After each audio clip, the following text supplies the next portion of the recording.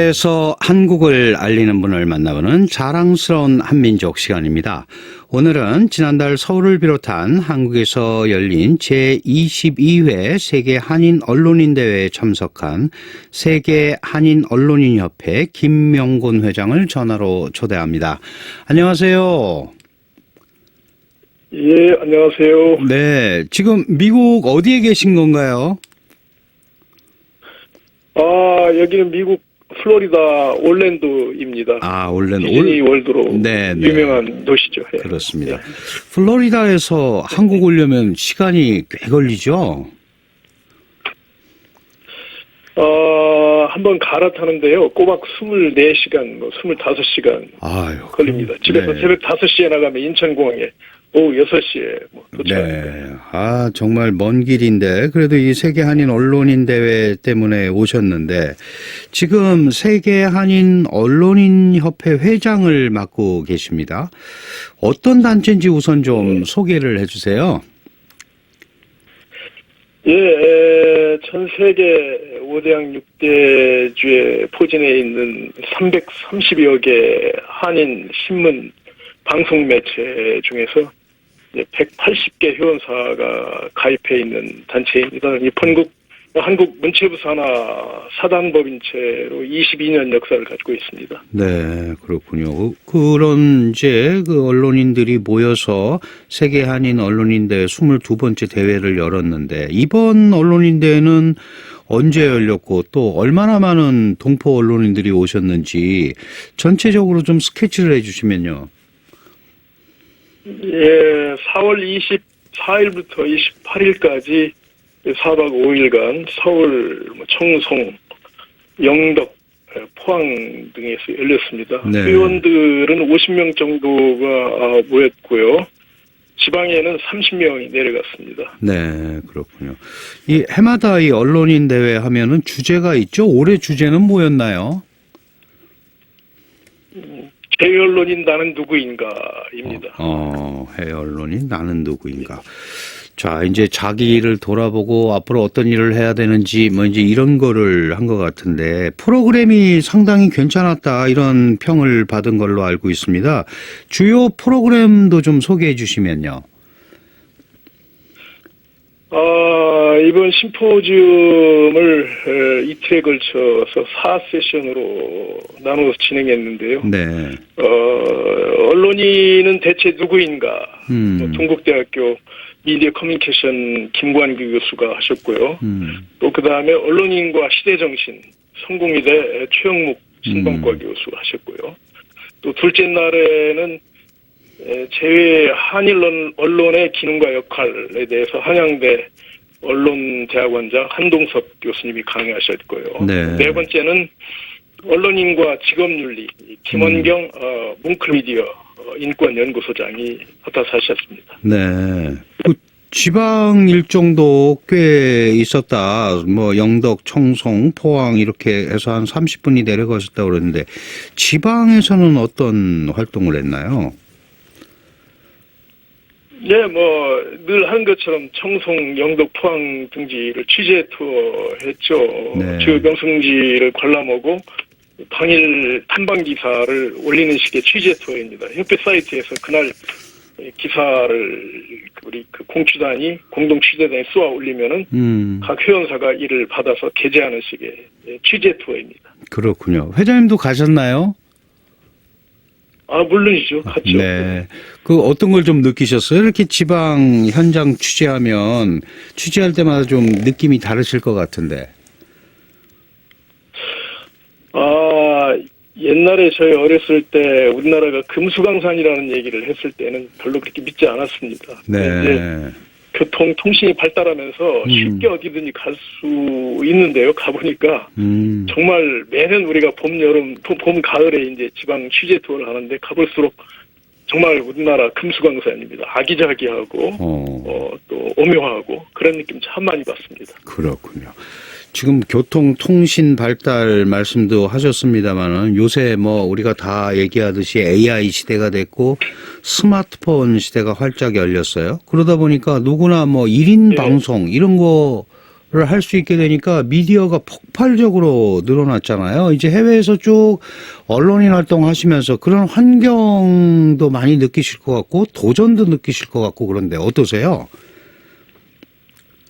예, 그렇습니다. 뭐 지금 말 그대로 저는 이거를 영어 표현으로 인포메이션 오버플로우 시대라고 얘기합니다. 정보 홍수 시대죠. 네네.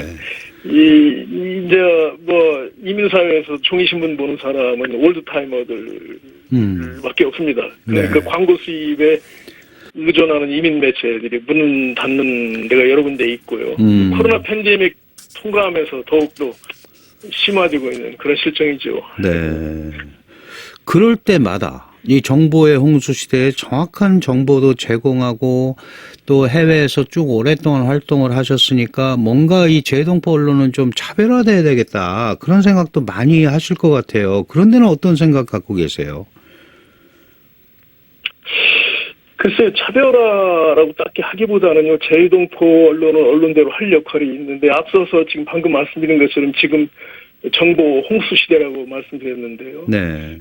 저는 이 지점에서 제2언론이 큰 역할이 있다고 봅니다. 뭐 국내에서 들어오는 정보, 외국 현지 언론에서 들어오는 정보, 이런 정보를 잘 걸러서 전달하는 역할이죠. 일종의 뭐 정보 게이트키핑이라고 할까요? 제 표현으로는 정보 소팅이라고 할까? 네. 그런 역할이 있겠죠. 이런 역할이 있고요. 또한 이제 빼놓을 수 없는 게 이제 역시 언론의 기존에 큰 역할을 할 수 있는 아젠다 세팅 역할도 역시 크다고 봅니다. 동포들이 어려움에 서 있을 때 여론 불러일으키는 거. LA 폭동 때 우리가 잘 봤고요. 네네. 그리고 중요한 것은 국제 뉴스를 독자적이고 독립적인 시각으로 전하는 것도 제2언론의 특권이라고 저는 생각합니다. 이 본국 매체, 뭐 국제 뉴스는 안보 환경이라는 제약, 또 서방 매체의 편향성에서 자유롭지 못한 것이 현실이고요. 네. 또 하나 이걸 굳이 차별이라고 한다면 정말 중요한 것이 제2언론이 갖는 시대적 역할이 정말 중요하다고 봅니다. 네. 제2언론은 잘 모르시는데요. 많은 분들이요. 일제시대에는 독립을 위해서 그렇죠. 제2언론이 네. 크게 역할을 했고요. 군사 독재 시절에는 조국 민주화를 위해서 헌신했고, 이제 분단 시대에는 제2언론의 이 사명이라고 할까 역할이 단연코 이 분단 극복과 조국의 평화통이 되어야 한다고 저는 생각합니다. 이런 점에서 차별화시켜야 된다고 봅니다. 본국 언론. 그렇군요. 이렇게 언론인대회 여시고 언론인협회 회장이시니까 이 행사의 개회사를 하신 걸로 알고 있는데 어떤 메시지를 좀 강조하셨나요? 이번에 제가 강조하는 것은 신뢰 회복이 현재 한국 언론의 뭐 제 언론까지 포함해서 정원 명령이다라고 네. 강조했습니다. 네. 영국 옥스퍼드 저널리즘 연구소 보고서에 따르면 한국 언론 신뢰도가 조사 대상 46개국 중 2021년에는 38위, 작년에는 80위로 더 처져 있어요. 네. 이 같은 상황에서는 언론인의 정체성 확보라고 할까요? 자기 인식이 우선이라는 그런 강조를 제가 이번 언론인대회에서 했죠. 그렇군요. 말씀하신 대로 언론의 생명이 신뢰인데 이거 어떻게 극복해야 됩니까? 갈수록 떨어지고 있는데 신뢰도가. 제 편에서는 이거 간단하다고 봅니다. 백투베이직이죠. 기본으로 돌아가야 된다고 생각을 해요. 한국 언론은 이 기본이 부실한 건물과 같다고 저는 생각을 합니다. 기본이 뭐냐? 언론인 정신의 회복이죠. 언론인 정신이 뭐냐? 사실은 사실대로, 사실을 넘어서 또 진실을 추구하려는 태도. 그리고 그 다음에서 기사 쓰기니 편집 테크닉이니 이런 거 따라야 되겠죠. 네. 지금 한국 언론이 뒤바뀐 것 같아요, 순서가요. 그렇군요. 기본으로 돌아가자. 신뢰, 비판, 이런 걸 말씀하신 것 같은데. 지금 한 330개 전 세계 언론인 회원사가 있다고 그랬는데, 미국이 제일 많습니까? 어떻습니까? 40% 정도 몰려있는 것으로 알고 있습니다. 진흥재단 통계가 그렇게 나오는 겁니다. 40%. 지금 계시는 플로리다에도 한인 언론들이 꽤 있죠? 예, 다행히 한인 인구 6만 명에 2개밖에 없습니다. 2개 있군요. 네. 그럼 우리 회장님 언론사는 어떤 언론사예요? 소개 좀 부탁드립니다. 자랑도 좀 해주시고. 뭐 자랑이라고 할 것까지야. 1997년에 이제 주간한국 플로리다를 이전 사주가 만들고 있었는데요. 제가 그 인수하면서 코리아 위클리로 재창간해서 오늘의 지금까지 하고 있는데요. 두 가지 목적으로 신문을 저는 시작했습니다. 저 인터넷 사이트에도 잘 나와 있는데요. 이민자들이 기본적으로 일정한 얽매임에서 벗어나 있는 상황이기 때문에 이민자라는 게요. 이 독립적인 존재로 살아갈 가능성에서 크게 열려 있다고 봅니다. 기왕에 분단 사고의 틀에 갇혀 살기보다는 이민 와서는 자기만의 창조성과 독립성을 견지하고 살 수 있도록 하자는 것이죠. 또 하나는 같은 맥락으로 분단 시대 이제 통일 일꾼을 키워서 조국의 평화 통일에 이바지하도록 하자는 취지에서 창간했습니다. 네. 초강대국 미국 땅에서 구약 성경에 나오는 모세나 요셉 같은 그런 인물 키워볼 수 없을까? 당찬 생각으로 시작을 했습니다. 그렇군요. 20여 년을 운영을 하셨어요. 그러면 보람도 있고 또 어려움. 28년입니다. 28년, 97년부터 하셨다고 그러셨죠? 네. 예. 미국에서 이렇게 언론사 하시면 보람도 있으시고 또 사명감도 생길 것 같고, 왜냐하면 이제 우리 글, 우리 말로 이 표현을 하시잖아요. 어떨 때 가장 보람을 느끼시는지 그런 것도 궁금합니다. 저는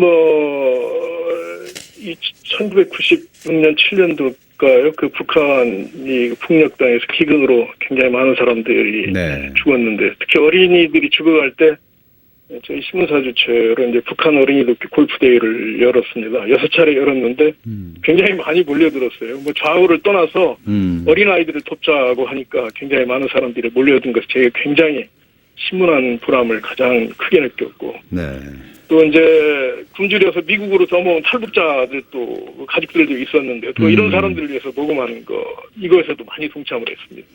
본국이 이제 수재로 여러 차례 고난을 겪을 때 이제 모금운동 벌여서 송금한 거, 기억에 참 많이 남습니다. 그렇군요. 특히 이제 그런 일을 하시면서 앞에서도 말씀을 해주셨습니다만은 이 해외 언론의 역할을 얘기해 주셨는데 사명 이런 것도 많이 느끼실 것 같아요. 어떻게 이 재외동포 언론을 운영해야겠다 이런 것들도 이제 30년 가까이 하시니까 특별히 갖고 계신 관점 같은 것도 있으실 것 같습니다만은. 제가 이제 미국에 사니까 미국 중심으로 얘기하면은 많은 분들이 미국 갔으니까 미국 사회 위해서 열심히 일하면서 살아라. 주류 사회를 위해서 열심히 일하면서 살아라. 이런 얘기 많이 하는데 저는 생각이 좀 틀립니다. 지금은 어느 때보다도 우리가 이 상호 의존성을 특징으로 하는 그런 세상에 살고 있는데요. 이 같은 그런 세상에서는 이 무분별하게 뒤섞이는 멜팅팟 공동체가 아니고 우리 정체성을 공고히 하는 다문화적 공동체를 이 땅에 살면서 지향하는 것이 마땅하다고 봅니다. 한인 동포들이 외국에 살지만 이제는 우리 정체성을 공고히 하면서 자부심을 갖고 살도록 하는데 제2언론의 또 다른 역할이라고 할까요? 사명이 있다고 저는 봅니다. 그렇군요. 그런 차원에서 앞으로 갖고 계신 계획도 있으실 것 같습니다. 한 말씀 좀 부탁드리겠습니다. 이 조국의 한반도의 평화와 안녕을 위해서 노력하면서 살려고 합니다. 재외동포 한 사람으로 분단 100년을 향해서 달려가는 이 부끄러운 나라가 안 되었으면 좋겠어요. 언제까지 우리가 우리의 소원은 통일이라는 노래 부르고 살아야 됩니까? 이 외국에 살면서 참 부끄러운 일입니다. 유일한 분단국 아닙니까? 100년을 향해 가고 있어요. 이거 좀 불식시키기 위해서 또 노력하면서 살려고 합니다. 애써주시고요. 더욱더 많은 활약 기대하겠습니다. 오늘 감사합니다. 감사합니다. 안녕히 계세요. 자랑스러운 한민족. 오늘은 지난달 한국에서 열린 제22회 세계 한인 언론인 대회에 참석한 세계 한인 언론인 협회 김명곤 회장을 전화로 만나봤습니다.